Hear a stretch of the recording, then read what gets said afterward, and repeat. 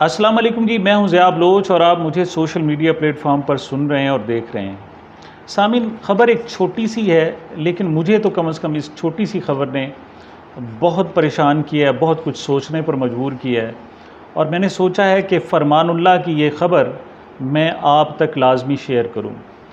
पहले मुख्तसर ख़बर को जायज़ा लेते हैं। ख़बर छोटी सी है, ये है कि इस्लामाबाद की जो शाह फैसल मस्जिद है, उसके अहाते से एक कुल्फ़ी फ़रोश को गिरफ़्तार किया गया है, क्योंकि उसने वो तजावज़ात वहाँ पर कायम की हुई थी। और सीडीए के जो अदालत है और वहाँ के जो मजिस्ट्रेट हैं, उन्होंने उस कुल्फ़ी फ़रोश को 5 लाख रुपए जुर्माना किया है और 3 माह कैद बामुशक्क़त की सज़ा सुनाई है। और साथ ये भी कहा है कि अगर ये शख्स फ़रमानुल्लाह जिसका नाम है, अगर जुर्माना अदा नहीं करता तो उसको मज़ीद 1 माह कैद बामुशक्क़त सुनाई जाए। ख़बर यहाँ पर ख़त्म हो गई, लेकिन इस ख़बर की अहमियत इस कदर ज़्यादा है कि इसे बीबीसी लंदन ने उसको रिपोर्ट किया है, इसे वॉइस ऑफ अमेरिका ने रिपोर्ट किया है। अगरचे पाकिस्तान के मेन स्ट्रीम मीडिया में इसको अहमियत नहीं दी गई, अखबारात ने कोई छोटा मोटा एक आध सिंगल ख़बर लगाई है, लेकिन इसको अरब के जो अखबारात हैं वहाँ उन्होंने रिपोर्ट किया है। और बज़ाते ख़ुद ये अब ख़बर अपने अंदर बहुत ज़्यादा अहमियत रखती है। सबसे पहले तो मैंने ये सोचा कि शायद ये नाम लिया जा रहा है ऐसे कुल्फ़ी फ़रोश का, कि कुल्फ़ी फ़रोश नहीं होगा, कोई बहुत बड़ी दुकान होगी, उसने मुस्तकिल ठिया लगाया होगा, मुस्तकिल वहाँ पर तजावज़ात और दुकान कायम की होगी। फिर मैंने जब मज़ीद इसे चेक किया तो पता चला कि वहाँ कोई ठिया नहीं है, कोई दुकान नहीं है, ये महज़ एक कुल्फ़ी फ़रोश की एक रेहड़ी है, जिसे वो सुबह को ले आता है और शाम को वो अपने घर ले जाता है। फिर मुझे इसहाक़ डार साहब, जो मुतवक्के तौर पर हमारे निगरान वज़ीर-ए-आज़म भी हो सकते हैं और इस वक्त वज़ीर ख़ज़ाना हैं, उनका एक जुमला याद आ गया कि हमारे यहाँ छोले बेचने वाले भी लाखों रुपए कमाते हैं, लेकिन हमें टैक्स नहीं देते। मैं बहुत ज़्यादा लोगों को तो नहीं जानता, चंद होंगे जो वाकई छोलों से छोले बेचकर लाखों रुपए कमाते हों, लेकिन मेरा फिर ख़्याल आया कि शायद ये भी कोई ऐसा ही कुल्फ़ी फ़रोश होगा कि जो लाखों रुपए कमाता होगा, जिसका बहुत ज़्यादा बैंक बैलेंस होगा, जिसके बहुत ज़्यादा एसेट्स होंगे। फिर मैंने कहा कि इसको मैं मज़ीद चेक करूं। मैंने इस ख़बर को मज़ीद टटोला, मज़ीद जांचा, तो मुझे पता चला कि ये आज से नहीं बल्कि 30 सालों से ये शख्स फैसल मस्जिद के अहाते में ही कुल्फ़ियाँ बेचता है और उसकी एक छोटी सी रेहड़ी है। इसकी आमदनी का अंदाज़ा मैंने लगाने की कोशिश की तो पता चला कि इसका अभी तक कच्चा मकान है और ये कच्ची आबादी में रहता है, वहाँ से रेहड़ी लाता है और फिर वापस ले जाता है। मैंने मज़ीद सोचा कि मैं मज़ीद इसके बारे में जान सकूं, तो फिर मुझे पता चला कि इसके 5 बच्चे हैं फ़रमानुल्लाह के, जिनमें से 4 माज़ूर हैं और उन 4 माज़ूर बच्चों की जो माहाना दवाई का ख़र्च है वो 8,000 रुपये है। ये बहुत बड़ी मुश्किल से गुजारा करता है और अपने बच्चों का पेट पाल रहा है। 30 साल में कभी इसको एक नोटिस तक नहीं दिया गया, किसी ने एक वार्निंग लेटर तक नहीं लिखा कि तुम ये जो जुल्म कर रहे हो, तुम ये जो अपनी बच्चों के लिए रोटी कमा रहे हो, ये इतनी बड़ी पाकिस्तान के साथ ज़्यादती है, ये ना करो और तुम इससे बाज आ जाओ। अब इसकी तफसीलात मिली कि इसको जब मजिस्ट्रेट की अदालत में ले जाया गया और मजिस्ट्रेट ने पूछा कि बताओ क्या तुम वाकई कुल्फ़ियाँ बेचते हो, तो उसने इकरार जुर्म किया और फ़रमानुल्लाह हाथ जोड़कर खड़ा हो गया और कहने लगा, जी सरकार, ये मुझसे गलती हो गई, मैं आइंदा ये गलती नहीं करूँगा, मुझे माफ़ कर दिया जाए। लेकिन जज ने इस कौमी जुर्म को इतना संगीन समझा कि उसे फ़ौरी तौर पर जेल में भेज दिया, 3 महीने कैद बामुशक्क़त सज़ा सुनाई और साथ ही 5 लाख रुपए जुर्माना कर दिया। मैंने सोचा कि क्या जज साहब ने बंदोबस्त किया कि आज जब इसने रेहड़ी नहीं लगाई तो इसके बच्चों की दवा का जो ख़र्च होगा वो कहाँ से आया होगा, इसके बच्चों की दवाई कहाँ से ख़रीदी गई होगी और बाकी जो बच्चे हैं उनकी रोटी कहाँ से आई होगी। ऐसे में मुझे एक बरतानिया का एक वाक़या याद आ गया जो हमारे यहाँ सोशल मीडिया पर बहुत ज़्यादा अहम है कि एक 14 साला मैक्सिकन निषाद लड़के को एक अदालत में पकड़ कर लाया गया, पुलिस लाई और कहा गया कि इस शख्स ने एक स्टोर से ब्रेड और पनीर चोरी किया है। जब पुलिस ने अपना मुकदमा पेश कर दिया तो जज ने जिरा शुरू की और उस बच्चे से पूछा कि तुमने क्या कुछ चुराया है। तो बच्चे ने कहा जी, मैंने एक डबल रोटी और पनीर का एक पैकेट चोरी किया है। जज ने फिर पूछा कि क्यों चोरी किया है। तो बच्चे ने कहा जी, मुझे उसकी ज़रूरत थी। जज ने तीसरा सवाल किया कि तुम ख़रीद लेते। कहने लगा कि पैसे नहीं थे। जज ने चौथा सवाल किया, घर वालों से ले लेते।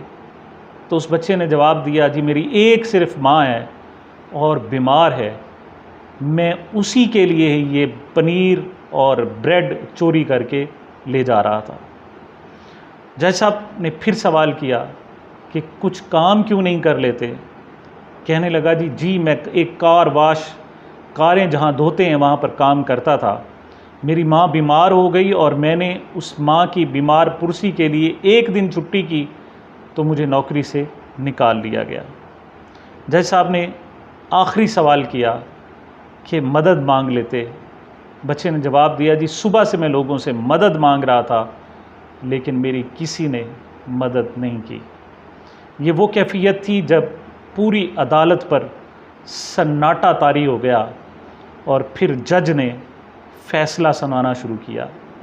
उन्होंने कहा कि हम एक ऐसे मुआशरे में रहते हैं कि जहाँ एक बच्चे को अपनी और अपनी माँ का पेट पूरा करने के लिए, पेट पूजा के लिए डबल रोटी और पनीर चोरी करना पड़ती है। जज ने फ़ैसला सुनाया कि इसका हम सब ज़िम्मेदार हैं, सबसे ज़्यादा बड़ा ज़िम्मेदार मैं हूँ और मैं इस अदालत में बैठे हर शख्स को $10 जुर्माना करता हूँ कि हमारे शहर में ये सब कुछ हो रहा है। लोग भूख की वजह से चोरी कर रहे हैं, बच्चे भूख से बिलख रहे हैं और हमें इसका इदराक नहीं है। जज ने सबसे पहले $10 निकाल कर सामने रखे और फिर अदालत के तमाम लोगों से कहा कि $10 रखे जाएं। उसके बाद जज साहब ने स्टोर मालिक को $1000 जुर्माना किया और उसकी वजह ये बताई कि स्टोर के मालिक ने इंतहाई सफाकियत का मुजाहरा किया और भूखे एक बच्चे को एक ब्रेड और पनीर का पैकेट चोरी करने पर सफाकियत के साथ पुलिस के हवाले किया और उसे यहाँ आना पड़ा। उसके बाद जज साहब ने कहा कि $1000 जो स्टोर मालिक पर जुर्माना किया गया और तमाम लोगों पर जो $10 जुर्माना किया गया है, ये इस बच्चे के हवाले किया जाए।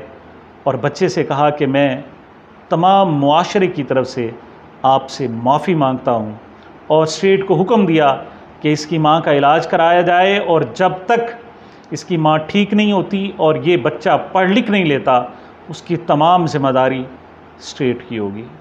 मुझे ये वाक़या याद आया तो मुझे फरमानुल्लाह याद आ गया कि क्या CDA के जिस जज ने फरमानुल्लाह को जेल भिजवाया और आज उसे 4 दिन हो गए हैं, तो क्या उसने ख़बरगिरी की कि उसके बच्चों का क्या हाल होगा, उनको दवा मिली होगी, उनको रोटी मिली होगी या नहीं मिली होगी।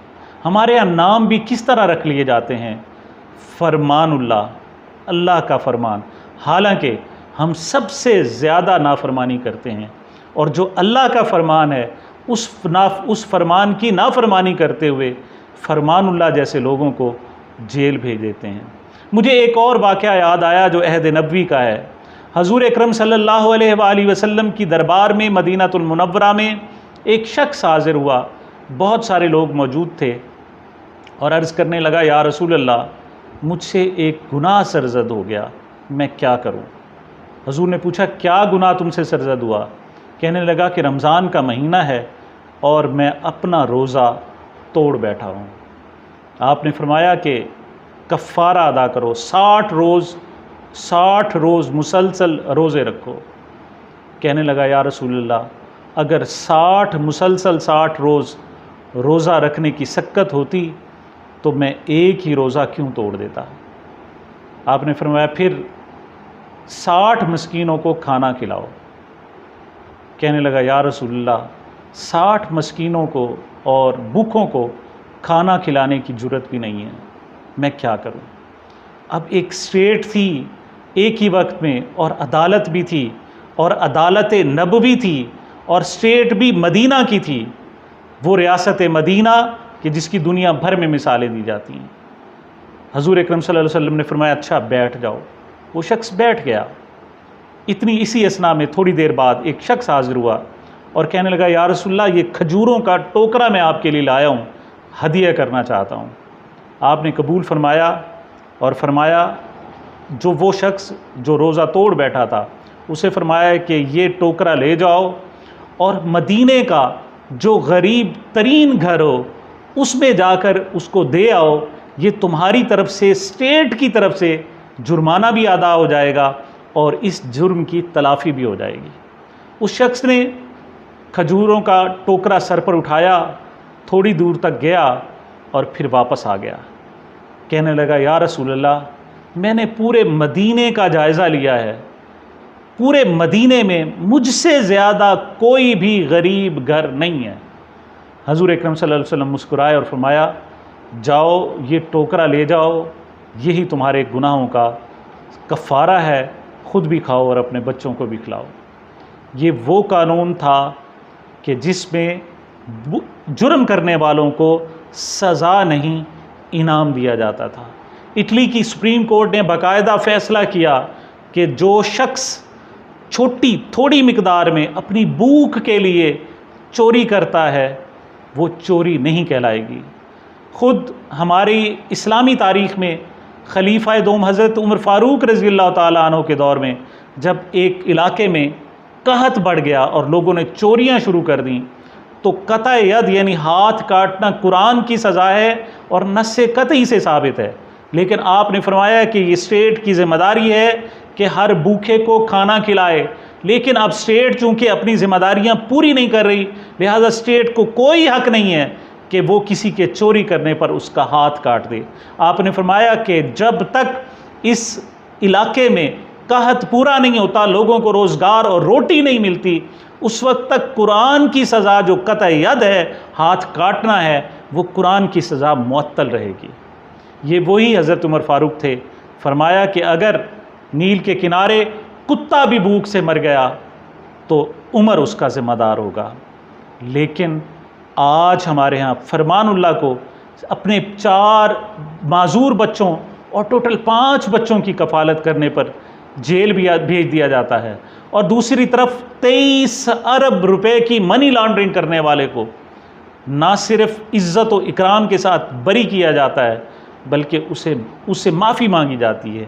वही नैब और FIA जिसने मुकदमात बनाए और उसे ओपन और शट केस करार दिया, उसने जब देखा उसी ने कहा कि वो सारे के सारे सबूत बेकार थे और अब आप वज़ीर आज़म हैं और वज़ीर आज़म के साहिबजादे हैं, लिहाजा आप पर कोई कानून लागू नहीं होता।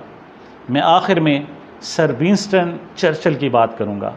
जब उस पर हमला, मुल्क पर हमला हुआ और कहा गया कि जर्मन फ़ौजें बरतानिया को इस वक्त तख्त व ताराज करने वाली हैं, उसको बहुत ज़्यादा नुकसान पहुंचाने वाली हैं, तो सर विंस्टन चर्चिल जो उस वक्त के वज़ीर आज़म थे उन्होंने एक सवाल किया। उन्होंने कहा ये बताओ क्या हमारी अदालतें इंसाफ़ कर रही हैं? उन्होंने कहा जी अदालतें तो इंसाफ़ कर रही हैं, लेकिन इसका बिरूनी हमले से क्या ताल्लुक़ है? आपने फरमाया कि जब तक हमारी अदालतें इंसाफ़ करती रहेंगी उस वक्त तक कोई हमें शिकस्त नहीं दे सकता। और पाकिस्तान में आज इंसाफ ही नहीं है, आज अदालतें ही नहीं हैं, और आज जिसकी लाठी उसकी भैंस है। मैं कुछ नहीं कह सकता, लेकिन फरमानुल्लाह से माफ़ी मांगता हूँ, अपनी पूरी कौम की तरफ से माफ़ी मांगता हूँ। फरमानुल्लाह हम शर्मिंदा हैं, आपके 4 बच्चे माजूर हैं, और मैं इस दर्द को ख़ास तौर पर मैं समझ सकता हूँ कि जब घर में माजूर बच्चे हों तो उसकी क्या हालत होती है। पूरा मुआशरा आपका देनदार है, आपके साथ जुल्म हो रहा है, और मुझे यकीन है कि इंशाअल्लाह इस जुल्म का जल्द ख़ात्मा होगा। सामीन, मुझे मेरे इस चैनल को अपनी मोहब्बतों और दुआओं में याद रखिएगा। मिलते हैं एक छोटे से वक्फे के बाद।